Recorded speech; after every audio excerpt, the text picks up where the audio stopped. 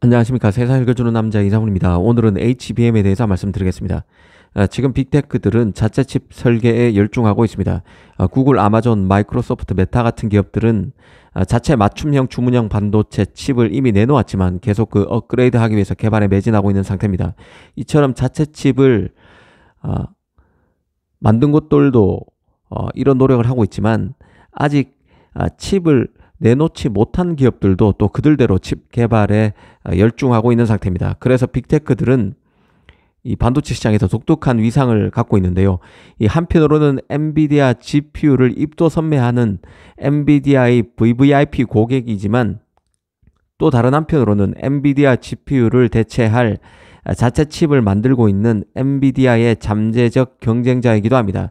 이렇게 그 빅테크의 정체성을 만든 가장 큰 이유는 엔비디아 GPU가 너무 비싸다는 점에 있습니다.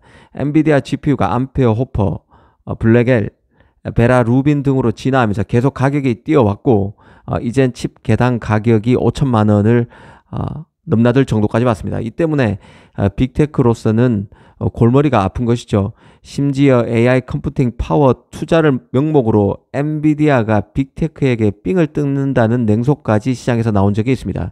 그만큼 AI 인프라 구축을 위해 투자되는 비용 가운데 이 절대 금액이 엔비디아 GPU 구입 비용입니다. 이 최근에는 중국의 딥시크 같은 스타트업이 나와서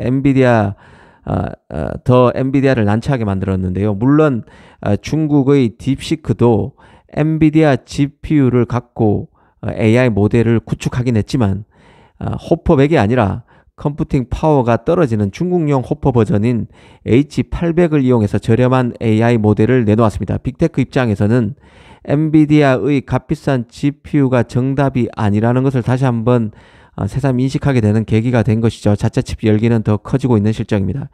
그 AI 칩이 필요한 기업들이 이처럼 엔비디아 칩에 대한 의존도를 줄이는 이유는 범용 GPU에 비해서 맞춤형 칩이 더 높은 효율성 그리고 더 낮은 전력 소비로 최적화된 클라우드 서비스를 제공할 수 있기 때문입니다. 이 AI 컴퓨팅 파워에 대한 수요가 계속 증가함에 따라 거대 클라우드 기업들은 높은 비용과 높은 컴퓨팅 용량에 대한 요구라는 이중 과제에 직면해 있습니다. 주문형 반도체는 이러한 문제에 대한 핵심 솔루션이 되고 있는 것이죠. 이 얘기를 다시 꺼낸 이유는 이 주문형 반도체에 들어가는 HBM에서 삼성의 비중이 커지고 있다는 소식 때문입니다. 최근 모건 스탠리가 이를 다뤘는데요. 일단 그 올해인 2025년 총 HBM 수요부터 한번 보겠습니다. 모건 스탠리는 올해 HBM 수요가 24억 2600만 기가바이트로 예상했습니다. 그런데 눈에 띄는 것은 전체 HBM 중에 주문형 반도체에 들어가는 HBM 비중입니다. 이 주문형 반도체용 HBM이 5억 기가바이트로 전체 24억 2600만 기가바이트에서 20%를 살짝 넘을 정도나 됐습니다. 엔비디아 GPU용 HBM 수요는 11억 기가바이트로 전체의 45% 정도, 50%가 채 안 되는 것이죠. 45% 정도 차지할 것으로 봤습니다. 문제는 앞으로 이 자체 칩 개발 수요가 폭발적으로 늘어날 것으로 예상된다는 점에 있습니다. 스타트업이 대거 칩 개발에 뛰어들었고 브로드컴, 마벨은 물론 심지어 엔비디아까지 이런 시장 수요를 흡수하기 위해서 설계 시장에 뛰어든 상태입니다. 최적화된 칩을 통해서 불필요한 기능은 걷어내고 그래서 전력 소모를 낮춘 AI 칩을 확보하려는 빅테크들과 같은 기업들의 노력 그리고 AI가 점점 확산되면서 학습용에서 추론형 AI로 다원화되고 있는 시장 상황 등을 감안하면 주문형 반도체용 HBM 수요는 계속 커질 것입니다. 이 삼성의 희망이 있는 것은 이 주문형 반도체용 HBM 공급 현황에서도 드러나는데요. 이 하이닉스의 경우는 엔비디아 칩에 우선 공급을 해야 되는 상태이기 때문에 아무래도 칩 공급이 딸릴 수밖에 없습니다. 이 반면 삼성은 HBM 주도권을 놓쳤지만 뒤늦게 이 주문형 칩 수요를 잡으면서 반전을 만들어가고 있습니다. 실제 구글의 TPU V6를 비롯해서 아마존의 트레이니움 그리고 테슬라의 도조, 그 MS의 마이아 이와 같은 그 자체 제작된 AI 칩에 HBM을 공급하고 있는 게 삼성입니다. 물론 하이닉스도 엔비디아 주문 소화에 치중하고 있다고는 하지만 자체 칩용 HBM도 물론 뛰어들고 열심히는 하고 있지만 생각보다 많이 건드리지는 못하고 있는데요. 구글의 TPU 그리고 아마존 웹서비스의 그 트레이니움 같은 경우는 하이닉스도 HBM3 8단과 12단을 일부 공급하는 것으로 나왔지만 삼성의 HBM 비중이 훨씬 많을 것으로 모건 스탠리는 맞습니다. 앞서 말씀드렸지만 이 주문형 반도체 칩의 성장률은 앞으로 두드러질 것입니다. AI 칩 시장을 지금 호령하고 있는 GPU 성장률보다 이 주문형 반도체 성장률이 더 높게 점쳐지는데요. 이와 관련해서는 그 대만 매체 디지타임스가 보고서를 낸 적도 있습니다. 주문형 반도체 즉 자체 AI 칩 성장률은 앞으로 4년 뒤인 2028년까지 연평균 52%에 이를 것으로 봤습니다. 그만큼 엔비디아의 값비싼 칩을 대체하기 위한 시도가 현실로 이어지고 있고 앞으로 성과가 기하급수적으로 늘어날 가능성이 큽니다. 이 삼성 입장에서 또 다행스러운 점은 미국 정부의 중국 규제로 중국 시장에 HBM 공급이 어려워질 가능성이 커졌고 또 중국도 CXMT 같은 디램 기업들이 HBM2까지 시범 생산에 빨리 나서게 되면서 자국 물량을 종국에는 다 싹쓸이하는 날이 조만간 오게 될 것입니다.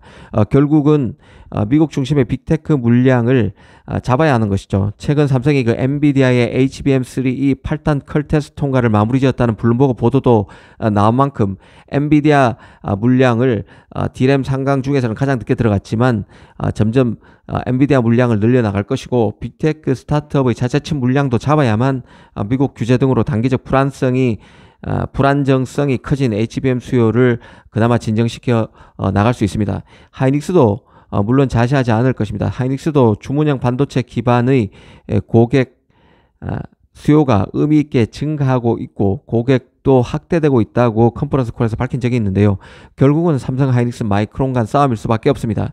이 자체 칩 개발과 관련해서 또 하나 유의미한 게 바로 파운드리 시장을 잘 봐야 한다는 점에 있습니다.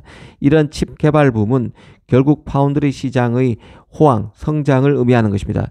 이 TSMC 실적을 보면 AI 가속기용 칩이 스마트폰용 칩보다 훨씬 빠르게 성장하고 있습니다. 이젠 비교가 무의미할 정도인데요. 이미 AI 서버 및 데이터 센터를 포함한 이 고성능 컴퓨팅은 현재 그 TSMC 매출의 50% 이상을 차지하는 상황까지 왔습니다.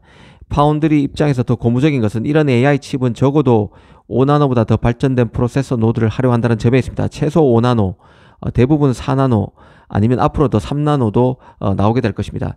그만큼 고부가 칩입니다. 삼성이 이 시장을 어떻게든 일부 흡수해야 하는 것이죠. 분명 파운드리가 소화해야 할 칩의 양이 많아지기 때문에 지금 삼성이 파운드리 가동률이 떨어져서 팹 가동률이 떨어져서 투자도 많이 줄인 상태이긴 한데요. 삼성에게도 기회가 갈 것입니다.